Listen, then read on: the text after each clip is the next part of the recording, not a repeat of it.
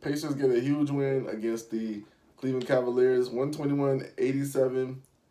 You know, Pacers played a great game. They played lockdown defense, held the Cavs to 41% shooting from the field, 31% from the three. That was important. And I'm going to tell you why later. Overall, they shot really good. Shot 56% from the field, shot 50% from the three. Oladipo played a great game, 28 points, 13 boards, 10 assists, ladies and gentlemen. That's a big boy triple double. That's a big boy triple double. I like that. That was thorough. Um, Everybody contributed. They had like 7 guys in double figures. It was one of those games where everybody was eating, and now we got a game 7, ladies and gentlemen. And as we know, game 7, anything can happen. Anything can happen. They can really they can the Pacers can actually win this series, which I really didn't give them any chance to win this series, guys. I'm not even gonna front on you. I'm not gonna front on you. I feel like LeBron James, his his savvy, just his aura, will settle this in 5 games. And I feel like certain guys' aura settles things earlier than how it's supposed to be. Like MJ's aura, just the fear that they had of him made the Utah Jazz crumble every time in 6 games. Oh, Kobe's aura, game 7 and stuff like that. That's why they won that game. You know what I'm saying? When they beat the Orlando Magic, that's why they won that game. When Kobe, when Shaq fouled out, in the Pacers series, Kobe's like, I got this. Like that kind of aura is like what makes teams bow down. But with LeBron, it hasn't worked out that way. And you could look at the series and honestly say that the Pacers are a buzzer beater away from closing out the series in 6 games. They're a goaltend or a foul away from closing out this Cavs series. So this is a very interesting situation that we find the Cavs in, and the Pacers, same deal, because if they can bottle up to last night and say, look, guys, if we play like this, we could win a championship. You know what I'm saying? Or we can defeat the Cavs. Perfect. But here's the flip side of it. Indiana was at home. Teams and role players tend to play better at home. You saw this game 5 where Pacers battled back, but they weren't playing that well. Even Victor Oladipo didn't play that well. At like 12 points. So now you're going on the road on a game 7.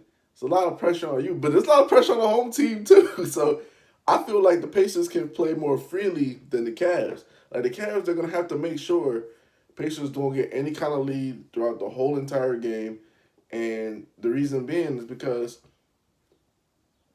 that's gonna let doubt creep into the minds of the players like Nance, Clarkson, um, even Kevin Love. He's a veteran there, Jared Smith, same deal. Like they played a game 7 and they won a game 7 as a group. Jared Smith, LeBron, and Kevin Love. But that's when Kyrie was there. Kyrie was the closer. Now you got to depend on LeBron James to be your closer. He looks like all of his energy is already spent. Look at LeBron. He had 22 points.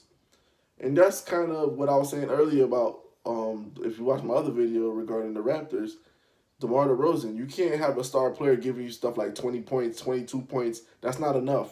That's not enough. And essentially, if you really think about it, a player of LeBron's magnitude and caliber, he giving you 20 some odd points, essentially quit on the team. That's quitting on the team to me. I don't care what you guys say about it. You quit because it felt like it was overwhelming, and you felt like you couldn't get the team over the hump, and you kind of like stopped battling. He started settling for a bunch of threes where he could have got a whole bunch of guys in foul trouble by driving by get guys to collapse. Even though guys missed shots, he kind of went away from collapsing the defense and getting guys more open shots. He went away from it. You saw it after a while. I was like, no, I'm going to start shooting these threes on my own. He had a couple, got it down to 16, but I felt like when they came back after that, he should have essentially went back to the original game plan, which is drive and kick. And then he's more dangerous because you don't know if he's going to score or he's going to pass. So he becomes more unpredictable. But You know, that's the distinction that I draw between like a LeBron James and a Kobe Bryant or a Michael Jordan. Like guys like Mike or Kobe, they're gonna get blown out by 20. That has happened. Yes, it's happened a lot too. I'm not even in front of you guys, but they'll stay in that game until 4 minutes left in the fourth quarter. They ain't gonna be resting. Nah, they ain't gonna be resting. They're gonna leave a message like, okay, y'all whoop me, but guess what? I took the whooping. I figured something out about you guys. And when I left that game 6, I don't think Cleveland figured out anything about the Pacers. They try to double Oladipo. It doesn't work really. They try to play him straight up. He blows right by you. He put his nuts on LeBron James' head and sprited that dunk. Yes, he tried to put LeBron in the casket. I guess he was trying to pay him back for what LeBron did to Sabonis, but he yammed it and it bricked. And then came back another play, he yammed it again, 2 hands on LeBron James, posterized him. That's a poster. It's a side poster, but it's a poster. Put him on the milk card. He was missing in action right there. But they haven't figured anything out. It's like for the Cavs, it's all about them. They got to figure out their offense. They got to figure out their defense. But they're not figuring anything out about the Pacers.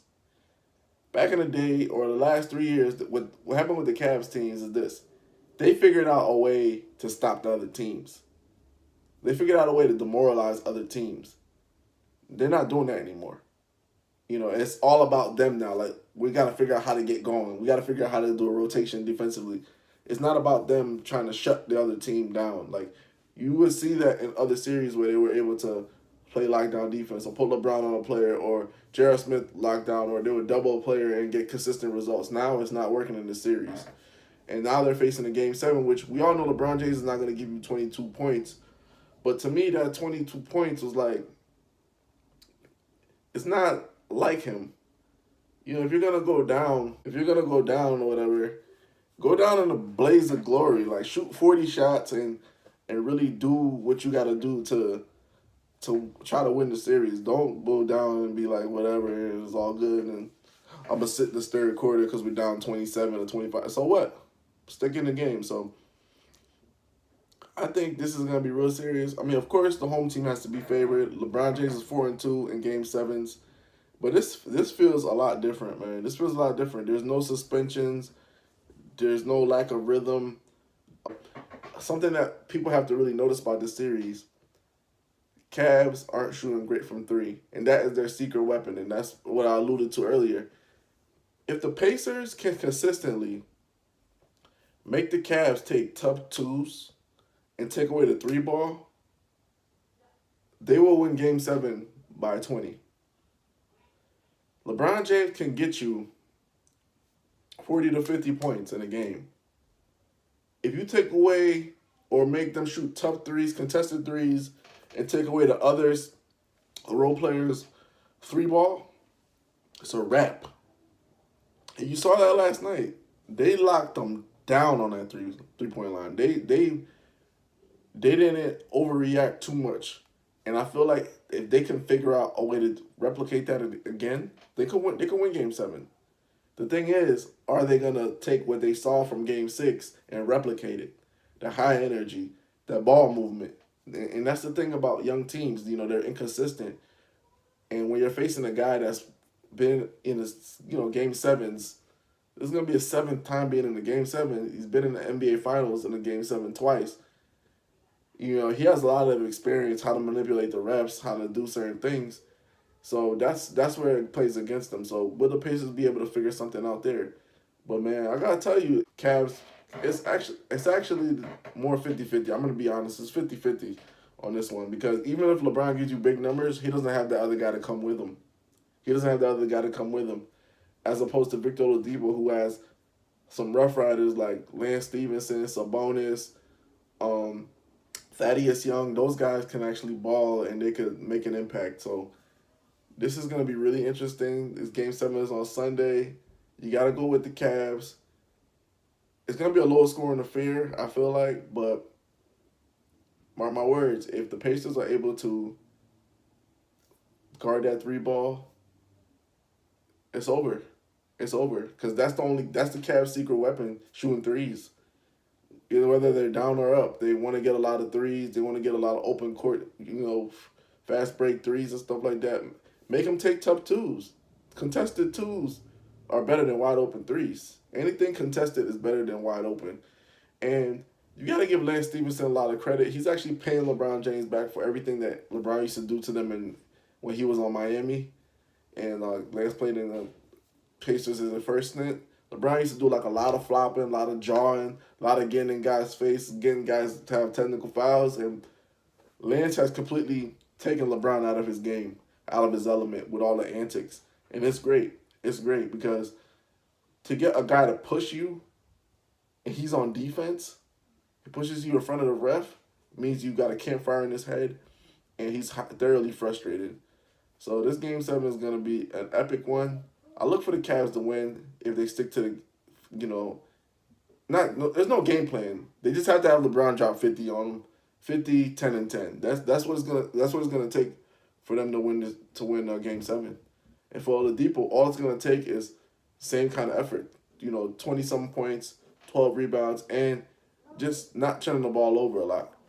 And the Pacers win the series. So it's a great series thus far. And think about this, guys. One buzzer beater away, one goaltender away from closing out this series for the Pacers. So this has been a back and forth affair. I love it. You guys should love it too.